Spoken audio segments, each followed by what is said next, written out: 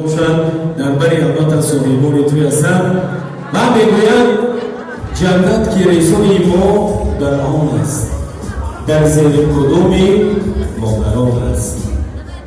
در این لحظه که صاحبان توی مهمان‌های عزیز صحبت کردم، من بار دیگر عذر زیاد میخواهم از صاحبان توی، زیرا که من خواهش کردم مادر عزیز که صحبت کنند در این صحنه که صحبت کردن مشکل است، البته این لحظه باشد، حالی که نکردن میگویند روی صحنه این لحظه میگویند موضوعی خود در حق عوض کنند.